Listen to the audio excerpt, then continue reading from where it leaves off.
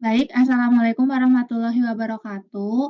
Kami di sini akan mempresentasikan tentang tugas besar mata kuliah pemodelan sistem identifikasi yang diberikan oleh Pak Erwin dengan judul Fuzzy Logic for a Ball and Beam System.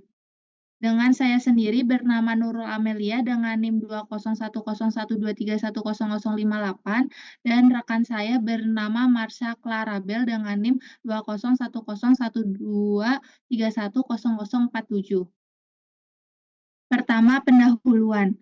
Ball and beam system merupakan sebuah sistem nonlinier dan dapat dikatakan tidak stabil.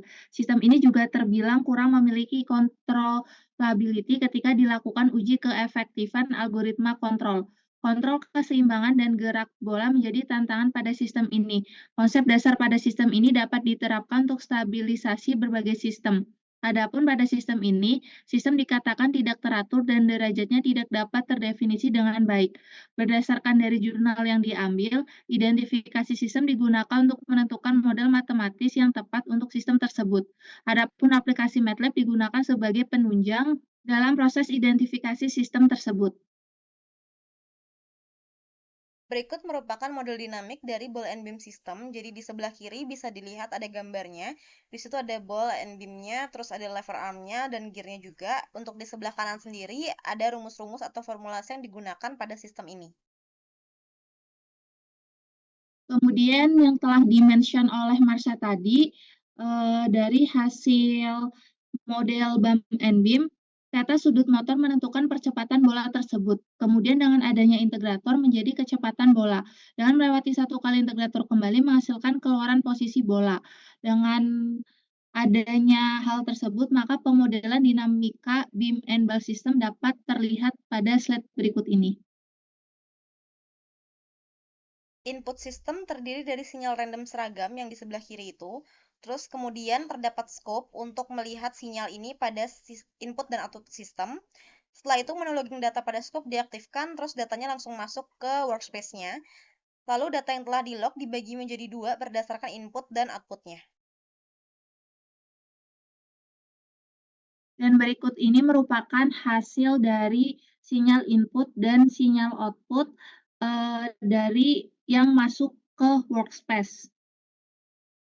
Di sebelah sini merupakan gambar dari sinyal input dan gambar ini merupakan hasil dari sinyal output.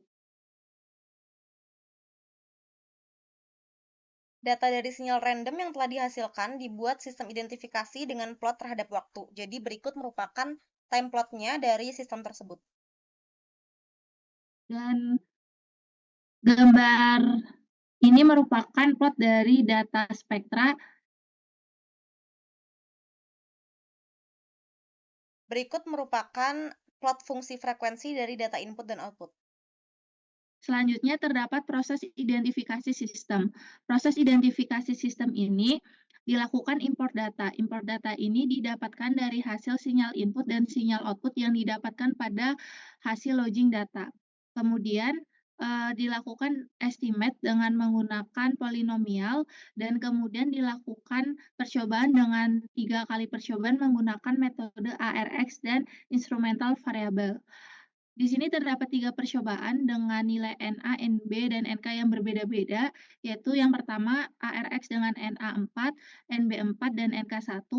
Percobaan kedua dengan ARX NA 5, NB 5, dan NK 2. Dan yang ketiga yaitu percobaan instrumental variabel dengan NA 4, NB 4, dan NK 1. Gambar berikut merupakan hasil dari metode ARX 441, ARX 552, dan juga IV 441. Nah, dari hasil identifikasi model dapat disimpulkan bahwa metode ARX sendiri lebih unggul dibandingkan dengan metode IV. Kemudian, model ARX 441 lebih unggul dibandingkan dengan ARX 552. Hal ini terlihat dari hasil fit to estimation datanya yang 99, di sini 99,24%, dengan MSE-nya akan dijelaskan di slide selanjutnya. Selain itu, ini merupakan 5-step predicted output-nya. Kemudian di sini terdapat hasil dari ketiga percobaan yang telah dilakukan. Yang pertama ada ARX 441 dengan Fit to Estimation sebesar 99,93% dengan MSE sekian, dan kemudian ARX 552 dengan Fit to Estimation sama dengan ARX 441, namun memiliki MSE yang berbeda. MSE pada ARX 441 lebih kecil dibandingkan dengan MSE pada ARX 552, sehingga ARX 441 lebih unggul daripada ARX 552. Kemudian dibandingkan dengan metode instrumental variabel, hasil Fit to Estimation-nya lebih kecil, yaitu mencapai angka 99,88% dengan MSE sekian. Jadi kesimpulannya yaitu pada percobaan ini metode paling bagus yaitu menggunakan ARX dengan NA4, NB4, dan NK1. Seperti yang sudah dijelaskan oleh teman saya, di sini ditampilkan hasil bahwa metode ARX 441 itu lebih tinggi dibandingkan metode-metode yang lainnya. Di sini dapat terlihat dari Fit to Estimation datanya yang dipakai 99,93% dan juga MSE-nya di sini bisa mencapai 4,903 E pangkat minus 0,5.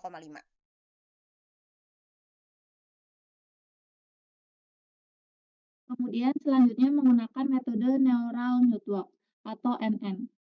Pada percobaan ini menggunakan metode NN dengan data input dan data target didapatkan dari hasil sinyal input dan output. Pada percobaan ini jumlah lapisan tersembunyi atau hidden layer berjumlah 10. Kemudian data dibagi menjadi 3 bagian, yaitu ada data trend, validation, dan test. Jumlah data trend 75%, yaitu 281, validation 15% dengan jumlah 60, dan test 15% dengan jumlah 60. Data trend digunakan untuk melatih model dan data validation digunakan untuk mengevaluasi performa model selama proses pelatihan dan penyesuaian parameter. Sedangkan untuk data test digunakan untuk mengukur performa akhir dari model setelah proses pelatihan selesai. Dan di sini merupakan gambar dari neural network dari sistem yang telah dibuat.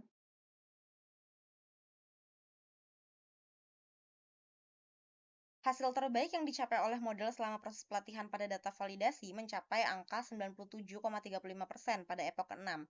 Artinya, pada iterasi ke-6 dari proses pelatihan, model mencapai kinerja terbaiknya pada data validasi dan nilai metrik kinerja mencapai 97,35%, yang menunjukkan seberapa baik model tersebut dapat menggeneralisasikan data yang belum pernah dilihat selama pelatihan.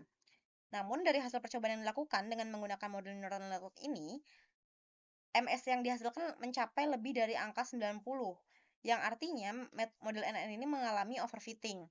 Hal ini dikarenakan jumlah data train yang terbatas dan tidak adanya keseimbangan data yang didapatkan, serta kapasitas model yang dibuat tidak sesuai dengan data yang ada.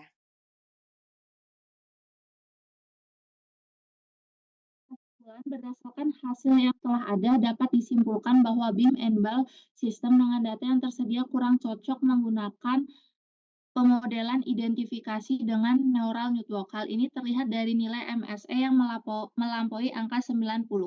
Hasil paling bagus terdapat pada model identifikasi dengan menggunakan ARX NA4, NB4, dan NK1 yang mempunyai MSE sebesar 4,93E05, di mana MSE yang didapatkan lebih rendah yang menunjukkan bahwa model lebih baik dalam mengestimasi data dan memiliki kesalahan prediksi yang lebih kecil. Dan berikut ini merupakan referensi dari kelompok kami. Sekian presentasi dari kelompok kami. Apabila terdapat kesalahan, mohon dimaafkan.